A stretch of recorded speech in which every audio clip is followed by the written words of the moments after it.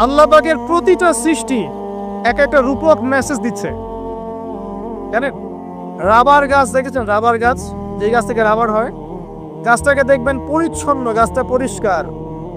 যে নিজে পরিষ্কার করে সে নিজেও পরিচ্ছন্ন। জমিনের মধ্যে দেখবেন মৃত জমিন, বৃষ্টি পড়লো, সজীব হয়ে উঠলো। সবুজ ধান ক্ষেত, এই সবুজ ধান ক্ষেতটা আপনার যৌবন, আস্তে আস্তে ফসল হবে। এই ফসল হওয়ার টাইমটা হচ্ছে আপনার পৌরত্ব। এরপরে ফসলটা কেটে ফেলা হবে। এই ফসলটা আপনার ভালো কাজ, আমলে সালেহ, এটাকে রেখে দেওয়া হবে। বাকিটাকে হলুদ বর্ণের যে খড়কুটা, এটাকে জ্বালিয়ে দেওয়া হবে। এই যে ধান গজালো, একটা সিজন গেল, এর মধ্যে আপনার দুনিয়ার জীবনের হায়াতের রূপকথা আছে। জি, পাহাড়কে দেখেন, পাহাড় বিশালতা নিয়ে দাঁড়িয়ে থাকে। ওর গায়ে যতই ঢিল মারেন, লাথি মারেন, সমালোচনা করেন, সে নড়বে না তার জায়গা থেকে, থাকবে। সে ওর জায়গায় স্টিল থাকবে, কিন্তু সে শান্ত থাকে, সে চিল্লাফাল্লা করে না। তাই যারা সাহসী বীর, তারা বেশি কথা বলে না, শান্ত থাকে। যারা পাহাড়ের মতো দৃঢ়, ওরা বেশি কথা বলে না। সাগরকে দেখেন, বিশাল সাগর। কক্সবাজারে যান, সাগরকে বিশাল সাগর গর্জন করছে, ভিতরে অনেক সম্পদ, অনেক মাখলুক আছে। আপনি সামনে গিয়ে দাঁড়ান, বিনয়ের সাথে আপনার পা ধুয়ে দিবে, কোনো অহংকার করবে না। প্রতিটা সৃষ্টি আল্লাহ পাকের এক একটা মেসেজ দেয়। ঠিক মেয়ে মানুষও একটা মেসেজ দেয়। কি মেসেজ? আল্লাহ পাক মানুষকে সবচেয়ে সুন্দর করে সৃষ্টি করেছেন, আর মানুষের মধ্যে মেয়েদেরকে সবচেয়ে বেশি সুন্দর করে সৃষ্টি করেছেন। আল্লাহ পাকের সবচেয়ে সুন্দর সৃষ্টি হচ্ছে মেয়েরা, এবং তারা খুব নরম হয়, নরম, প্রজাপতি ধরার মতো। প্রজাপতিকে ধাপ করে ধরতে পারবেন না আপনি। শক্ত করে ধরতে গেলে প্রজাপতি নষ্ট হয়ে যাবে, মরে যাবে। প্রজাপতিকে কোমল ভাবে ধরতে হবে। ঠিক মেয়েদের সামনেও আপনার কোমল থাকতে হবে। বেশি হার্ড হতে যাবেন, শেষ। আমি আপনার গার্লফ্রেন্ডের সামনে কোমল হতে বলি নাই, আপনার ওয়াইফের সামনে হতে বলেছে। কোমল থাকলে আপনি জিতে যাবেন। দেখবেন দুনিয়া চিল্লাফাল্লা করছে আপনার বাসায়, আপনি চুপচাপ আছেন, পাহাড়ের মতো কোমল আছেন। 5 মিনিট পর দেখবেন নিজেই ঠান্ডা হয়ে এসে বলছে, আচ্ছা সরি, ভুল হয়ে গেছে। আর যদি আপনি চিল্লাফাল্লার কাউন্টার দিতে যান, তাহলে দেখবেন সুটকেস গোছানো শেষ, বাবার বাড়ি চলে গেছে। ডিল করা খুব ডিফিকাল্ট। এখানে আপনাকে খুবই সবরের পরিচয় দিতে হবে। আল্লাহ পাক বোঝার তৌফিক দান করুন। আর আমরা মা বোনদেরকে রিকোয়েস্ট করব, 4টা মূলনীতি মেনে কাপড় চোপড় পরবেন। আপনার কাপড়টা এমন হবে না যে কাপড়টা পরলেও অঙ্গ প্রত্যঙ্গ দেখা যায়, বোঝা যায়, এমন হবে না। কাপড়টা এমন হবে না এত টাইট ফিটিং যে আপনার অঙ্গের উঁচু নিচু অবয়ব বোঝা যায়, এমন হবে না। কাপড়টা এমন হবে না যেটা অমুসলিমদের পোশাক, আর কাপড়টা এমন হবে না যেটা পুরুষদের পোশাক। এই মূলনীতিগুলো মেনটেন করে কাপড় পরবেন ইনশাআল্লাহ। এছাড়াও মেয়েদের কথায় পর্দা আছে, চলনে পর্দা আছে, ওঠা বসায় পর্দা আছে। নামাজ পড়ার সময় তাদেরকে কিছুটা শালীনভাবে নামাজ পড়তে হয়।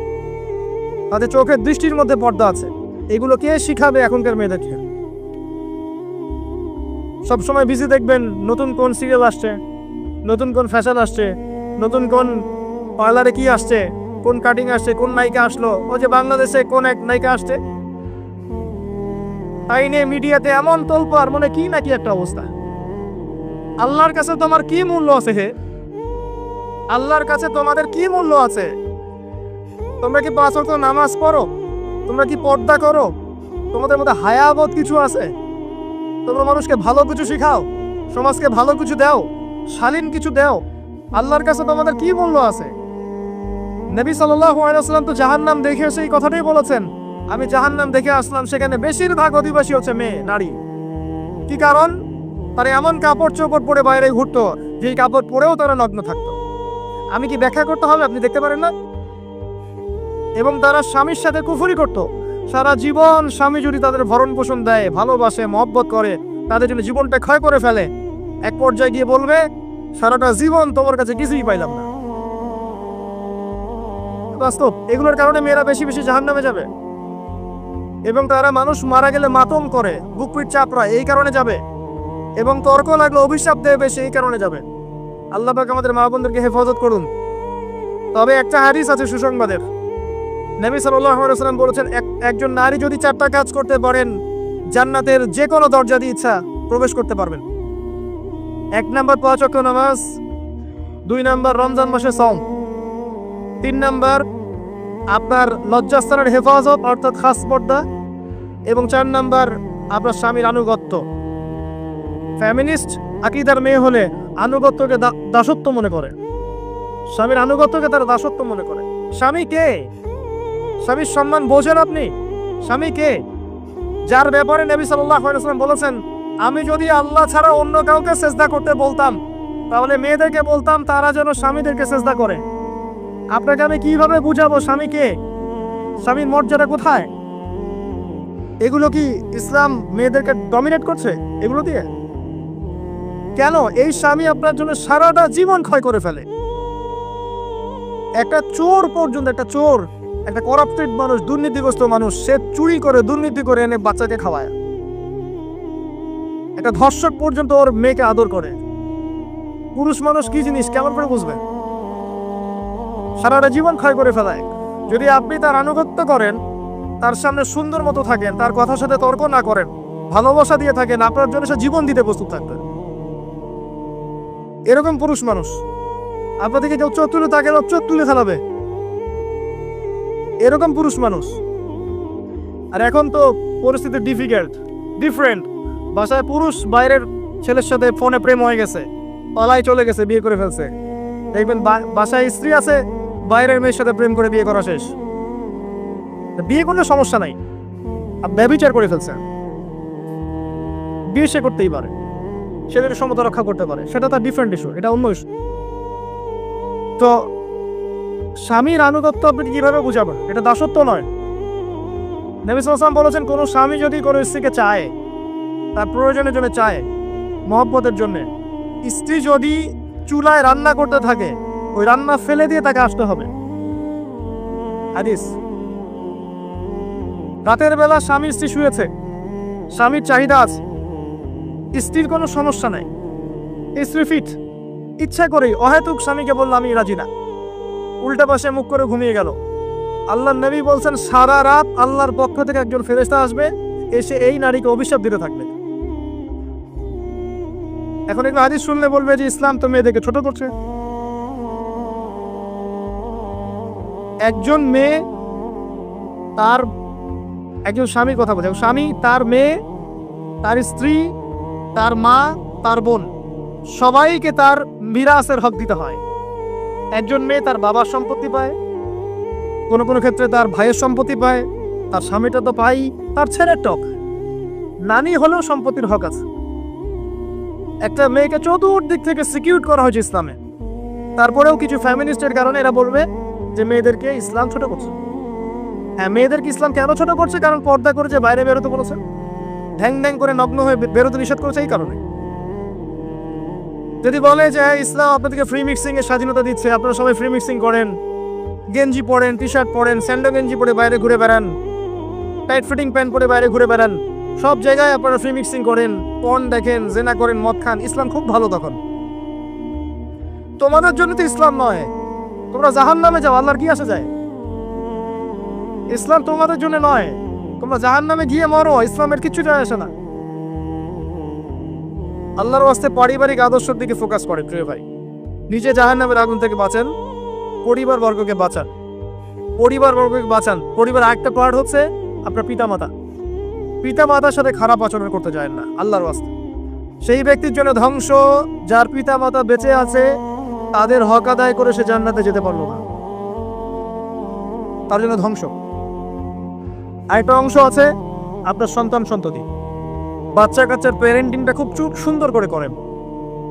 যখন আপনি স্ত্রীর সাথে মিলন করতে গিয়েছেন তখন দোয়া পড়েন, আল্লাহুম্মা বিসমিল্লাহি আল্লাহুম্মা জান্নিবনি শাইতান ওয়া জান্নিবিশ শাইতান মা রাযাকতানা। আমার মনে হয় এখনকার জেনারেশন যেগুলো আছে ফাসেক, মাদক সেবন করে, পর্নোগ্রাফিতে আসক্ত, ইয়াবাখোর, স্মাগলিং করছে, চুরি করছে, হাবিজাবি, ধর্ষণ করছে, আমার মনে হয় না তাদের পিতামাতা তাদেরকে জন্ম দেওয়ার সময় দোয়াগুলো পড়েছিল। কারণ পিতামাতা এই দোয়া পড়লে ওই সন্তানকে শয়তান স্পর্শ করতে পারে না। সন্তান হবে, সন্তান ছেলে হোক মেয়ে হোক, আপনার এটা নিয়ে মন খারাপ করার কিছু নাই। একজন কন্যা সন্তানকে লালন পালন করে সৎপাত্রে পাত্রস্থ করলে এই মেয়ে পরকালে আপনার জন্য জাহান্নামের আগুন থেকে ঢাল হয়ে যাবে। যার কাছে দুইজন মেয়ে আছে, দুইটা মেয়েকে সে ভালো করে মানুষ করেছে, নবী সাল্লাল্লাহু আলাইহি ওয়াসাল্লাম বলছেন সে জান্নাতে আমার সাথে এমন করে থাকবে এইভাবে। কেউ যদি বিধবার দায়িত্ব নেয়, সেও নবী সাল্লাল্লাহু আলাইহি ওয়াসাল্লামের সাথে এইভাবে থাকবে। এতিমের দায়িত্ব নেয়, এইভাবে থাকবে। ফ্যান্টাসিতে ভুগছেন, একটা এতিম মেয়েকে বিয়ে করেন, একটা অসহায় তালাকপ্রাপ্ত মেয়েকে বিয়ে করেন, একটা বিধবা মেয়ে যার স্বামী মারা গেছে, কেউ নাই দেখার, তাকে বিয়ে করেন, তারপরে বোঝা যাবে আপনার মধ্যে কতটুকু দিন আছে। আর বর্তমান সভ্যতা আমাদের কি সমাধান দিবে? সবাই যদি দিনদার একটা করে ক্যাটরিনা খোঁজে, এতিম, এই বিধবা, এই যাদের দেখার কেউ নাই, এই মেয়েগুলা কি রাষ্ট্রের সম্পত্তিও থাকবে? এদের দায়িত্ব কে নিবে? পুরুষরা যদি দায়িত্ব না নেয়, কে দায়িত্ব নিবে? এখন কেউ যদি ওদের দায়িত্ব নিতে যায়, তখন তাকে আবার খারাপভাবে উপস্থাপন করা হয়, এই ব্যক্তির মনে হয় চরিত্র খারাপ। কিন্তু এদিকে বাইরে 10টা জেনা করে বেড়াচ্ছে, কোনো সমস্যা নাই, এগুলো কুস্কায়। এইসব জাহেলদের জন্য ইসলাম নয়। ইসলামের প্রতিটা বেসিক ফান্ডামেন্টাল মানবতার কল্যাণের জন্যই। এগুলোকে ফরজ করা হয়নি, আপনি নফল, আপনার সামর্থ্য থাকলে আপনি করতে পারেন, না করলে কোনো সমস্যা নেই। কেউ যদি করে যে ইসলাম পরিপূর্ণরূপে পালন করার চেষ্টা করছে, এটার উপরে আমল করার চেষ্টা করছে, তাহলে আপনি তাকে ক্রিটিসাইজ করছেন কেন? কি সমস্যা আপনার? আরেকটা পাওয়ার হচ্ছে সন্তান সন্ততি। বাচ্চা কাচ্চাকে ছোটবেলা থেকেই মানুষ করতে হবে এমনভাবে যাতে করে বড় হয়ে এরা এই উম্মার খালেদ এবং ওমর হতে পারে। বাচ্চা ছোট বাচ্চাকে আপনি ভালো খাবার দেন, মায়ের স্নেহ দেন, বাবা মার সাথে রাখেন, একটু গ্রাম্য পরিবেশে নিয়ে গিয়ে তাকে বড় করেন। কেন বলছে কথা? এখানে পরিবেশ সুন্দর থাকবে, সে দৌড়াবে, ধুলার মধ্যে, মাঠের মধ্যে খেলবে, সুন্দর ভাষা শিখবে। এরপরে তাকে ভালো প্রতিষ্ঠানে পড়ান। প্রতিষ্ঠানটা এমন হবে যে প্রতিষ্ঠানে জেনারেল শিক্ষা, ইসলামিক শিক্ষা একসাথে দেয়া হচ্ছে, সে সব শিখবে। আমার ছেলে কোরআনে হাফেজও হবে, আমার ছেলে ডক্টরও হবে, এভাবে করে তোলেন। আধুনিক হন, মাথাটা খাটান, ব্যাকগ্রেডেড মানসিকতা বাদ দেন। বিশ্বটা এগিয়ে গেছে, আমাদেরকে এগিয়ে যেতে হবে।